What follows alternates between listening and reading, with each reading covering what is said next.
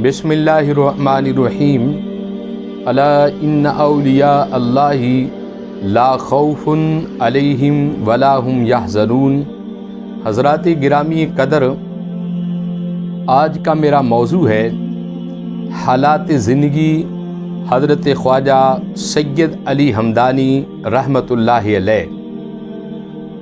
جو دنیا زمانے میں ایک بہت بڑے پائے کے بزرگ گزرے ہیں۔ آپ کی ولادت باسعادت 12 رجب شریف اور 714 ہجری، 12 اکتوبر اور 1314 سن عیسوی میں آپ شہر ہمدان ایران کے اندر آپ تشریف لائے، اور 18ویں پشت میں حضرت امام حسین سے جا کر آپ کا حسب اور نسب جا کر ملتا ہے، اور 17ویں پشت میں آپ کی والدہ محترمہ کا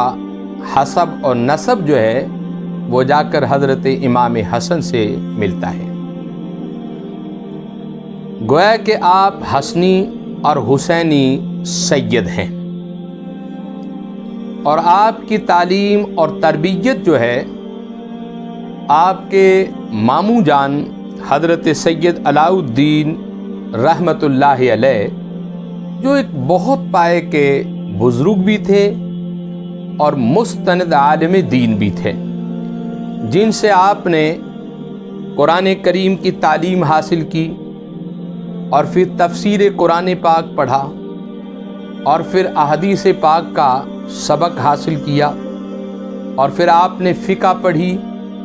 اور تاریخ اسلام کا آپ نے مطالعہ کیا۔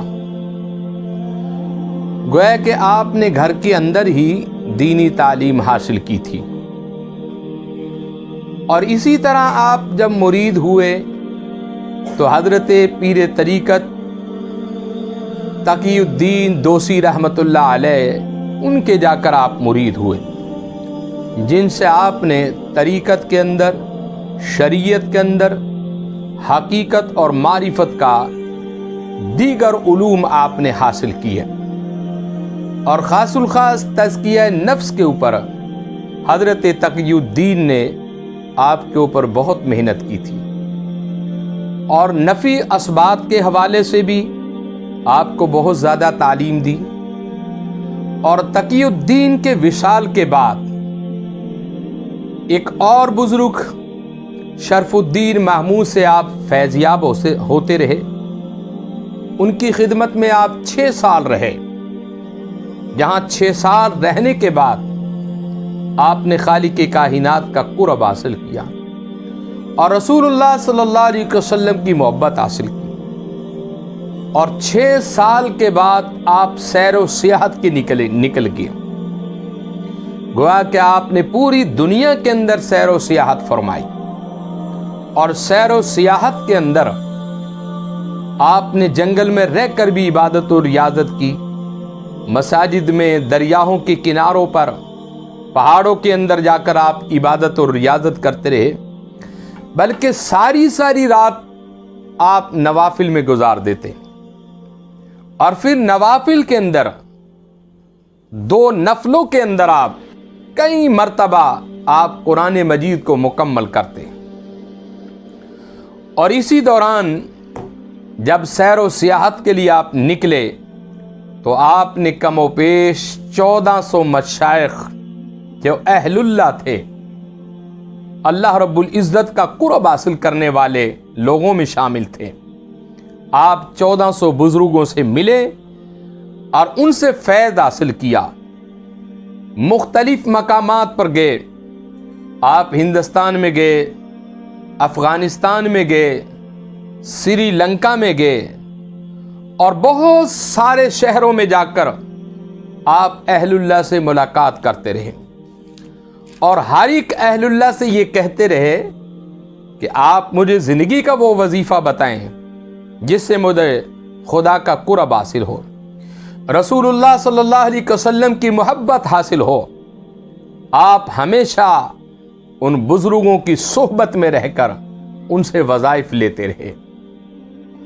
اور پھر آپ چلتے چلتے کشمیر کے اندر آپ کی آمد ہوئی اور حضرت سلطان شہاب الدین رحمت اللہ علیہ نے آپ کا استقبال کیا۔ وہ بھی زمانے کے بہت بڑے اہل اللہ تھے، جن کی زندگی کے اندر بہت سارے غیر مسلمان ہوئے تھے۔ تو حضرت ہمدانی رحمت اللہ علیہ کہ آپ کے ہاتھوں پر کم و بیش 37,000 ہندو مصطفیٰ کریم صلی اللہ علیہ وسلم کے دین میں داخل ہوئے، اور آپ کی پیشانی اور آپ کا چہرہ اتنا حسین تھا کہ جو بھی غیر مسلم آپ کو دیکھتا وہ حضور کا کلمہ پڑھ کر سرکار دو عالم صلی اللہ علیہ وسلم کے دین میں داخل ہو جاتا۔ اور یہ بزرگوں کا معمول رہا۔ خواجہ اجمیری کی تاریخ اٹھا کر دیکھ لیں، حضرت سلطان باہو کی تاریخ اٹھا کر دیکھ لیں، حضرت بابا فرید الدین گنج شکر کی تاریخ اٹھا کر دیکھ لیں، حضرت باء الحق کی تاریخ اٹھا کر دیکھ لیں۔ یہ وہ تمام بزرگ جو سلسلہ تبلیغ جب کرتے رہے تو کسی نے تلوار سے دین نہیں پھیلایا، کسی نے زور سے دین نہیں پھیلایا، بلکہ اپنے کردار سے، اخلاص سے، اپنی نگاہوں سے اور اپنے کردار سے دنیا کو ثابت کیا کہ نبی کریم صلی اللہ علیہ وسلم کے بن جاؤ، سارا زمانہ تمہارا ہے۔ تو حضرت علی ہمدانی رحمت اللہ علیہ آپ وہ شخصیت ہیں کہ آپ کے ہاتھوں پر 37,000 کم و بیش ہندو تھے جو کلمہ پڑھ کر مصطفیٰ کریم صلی اللہ علیہ وسلم کے غلام ہوئے۔ اور پھر آپ نے کشمیر کے اندر خانقاہ بنائی، بہت ساری مسجدیں آپ نے تعمیر کی، اور ہر مسجد کے اندر اللہ کے قرآن کی آپ تبلیغ کرتے رہے، رسول اللہ صلی اللہ علیہ وسلم کے فرمان کی تبلیغ کرتے رہے۔ اور آپ کا معمولات کے اندر کہ آپ نماز ظہر کے بعد 1000 مرتبہ درود پاک کا ورد کرتے اور 1000 مرتبہ بسم اللہ شریف آپ پڑھتے۔ یہ آپ کے اوراد کے اندر شامل تھا۔ اور اسی طرح آپ نے بہت ساری کتابیں بھی لکھی، بہت ساری کتابوں کے اندر تذکرہ موجود ہے کہ آپ نے کم و بیش 170 کتابیں لکھی، لیکن جو موجودہ مارکیٹ کے اندر جو کتابیں موجود ہیں وہ کم و بیش 70 کتابیں آپ کے ہاتھوں کی لکھی ہوئی آج بھی مارکیٹ کے اندر موجود ہیں، اور ان کے اندر آپ نے اسماء الحسنہ کے اوپر، اسماء النبی کے اوپر صلی اللہ علیہ وسلم، اور مودۃ فی القربہ کے حوالے سے حضور کی آل کے اوپر آپ نے بہت سارا کام کیا۔ اور اسی طرح آج پوری دنیا کے اندر عالم اسلام میں بر صغیر پاک و ہند کے اندر جو آپ کا اوراد جو پڑھا جاتا ہے جسے اوراد فتحیہ شریف کہتے ہیں، آج بھی پوری دنیا کے اندر آپ کا وہ وظیفہ جو 1400 مشائخ سے آپ نے فیض حاصل کیا تھا، آج وہ مارکیٹ کے اندر موجود ہے۔ آپ اسے لیں اور اپنے بچوں کو پڑھائیں۔ جیسا کہ میں عرض کر رہا تھا کہ سب سے بڑا آپ کا وظیفہ اوراد فتحیہ شریف، یہ تاریخ کے اندر، مشائخ کے اندر، طریقت کے اندر بہت بڑا ایک وظیفہ ہے۔ آپ اسے پڑھ کر تو دیکھیں، آپ خود بھی پڑھیں، اپنے بچوں کو پڑھائیں، اپنی بیٹیوں کو پڑھائیں۔ اور یہ سارا وظیفہ جو ہے قرآن اور وہ حدیث کا ایک مجموعہ ہے، اور آج بھی پوری دنیا کے اندر یہ پڑھا جاتا ہے۔ صبح نماز فجر کے بعد یا شام کو نماز مغرب یا عشاء کے بعد بہت سارے بزرگوں کا یہ معمول ہے۔ اور الحمدللہ یہ فقیر اوراد فتحیہ شریف کا حافظ ہوں۔ اللہ کا یہ احسان ہے اس مسکین پر کہ اس اوراد فتحیہ شریف کو میں نے زبانی یاد کیا ہے، اور آج بھی نماز فجر کے بعد میرا یہ معمول ہے کہ میں اس کی تلاوت کرتا ہوں، یا نماز عشاء یا نماز تہجد کے وقت میں اس کی تلاوت کرتا ہوں۔ اور الحمدللہ یہ مارکیٹ کے اندر بھی مل جاتا ہے، اور میرا چینل پیر اختر رسول قادری آفیشیل چینل یوٹیوب کے اوپر بھی آپ کھول کر دیکھیں گے تو الحمدللہ یہ موجود ہے، اور آپ اس کو پڑھیں، اپنے بچوں کو پڑھائیں، اپنے گھر میں پڑھیں، خیر و برکت کے لیے پڑھیں۔ اس کے بہت سارے فوائد ہیں۔ آپ جب اس کو پڑھیں گے آپ دیکھیں گے کہ آپ کے گھر کی طرف اللہ اس کے رسول صلی اللہ علیہ وسلم کے کرم اور اس کے احسانات کے دروازے کھل جائیں گے۔ ہر طرف سے آپ کو عزت کے تاج ملیں گے، ہر طرف سے آپ کو رزق کے خزانے نظر آئیں گے، آپ کی اولاد آپ کے تابع دار ہوگی، آپ کی بیوی، آپ کے گھر والے آپ کی عزت اور احترام کریں گے۔ تو یہ اوراد فتح شریف ایک بہت بڑا مجموعہ وظائف کا۔ تو حضرت ہمدانی رحمۃ اللہ علیہ نے جب اس کو مکمل کیا اور مکمل کرنے کے بعد آپ حج کے لیے چلے، تو آپ شام کے اندر جب پہنچے، رات ہوئی تو مسجد اقصیٰ کے اندر آپ ٹھہرے۔ تو رات کو نبی معظم تاجدار مدینہ سرور قلب سینہ احمد مجتبیٰ محمد مصطفیٰ صلی اللہ علیہ وسلم آپ کی زیارت نصیب ہوئی۔ تو آقا علیہ السلام نے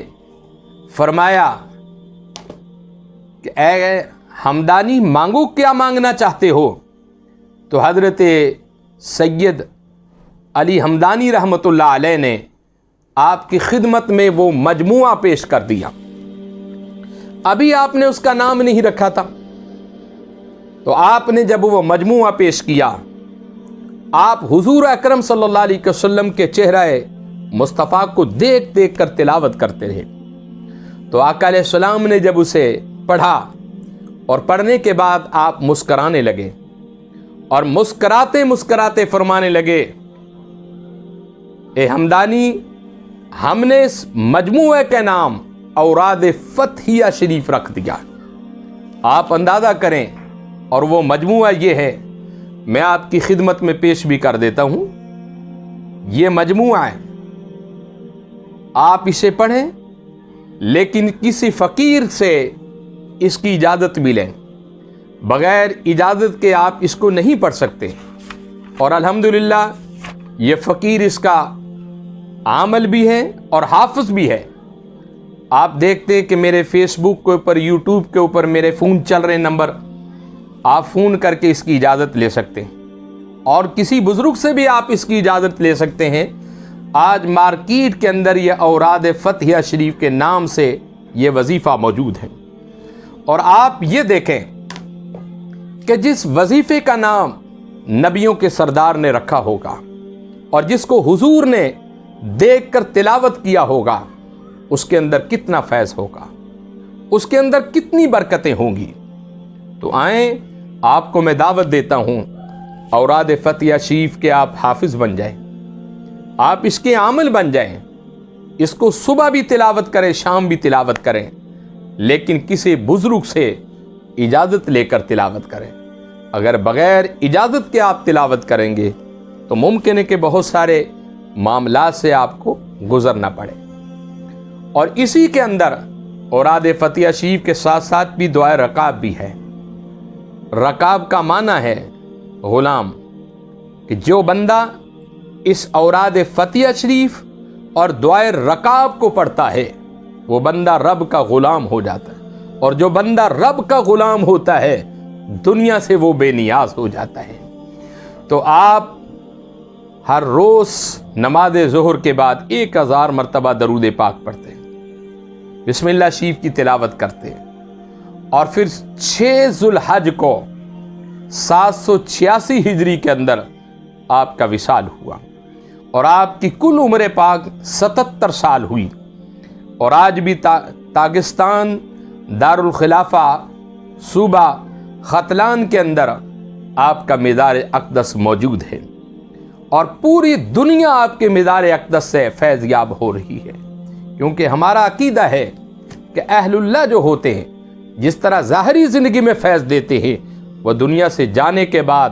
اپنی قبر کے اندر بھی وہ فیض تقسیم کرتے ہیں۔ حضرت امام شافعی رحمۃ اللہ علیہ آپ فرماتے ہیں کہ مجھے جب بھی کوئی دنیا میں مشکل پیش آتی تو میں حضرت امام اعظم کے روضے پر پہنچتا اور میں وضو کر کے نوافل پڑھتا اور دعا خیر کرتا، میری وہ مشکل حل ہو جاتی۔ اس سے ثابت یہ ہوا کہ اللہ کے بندوں کے پاس جایا کرو، اللہ کے محبوب مقربین جو بندے ہیں ان کے مزار اقدس پر جائیں، باوضو ہو کر تلاوت قرآن پاک پڑھیں، نوافل پڑھیں اور آپ دعا کریں، انشاءاللہ خداوند کریم آپ کو کامیابی عطا فرمائے گا۔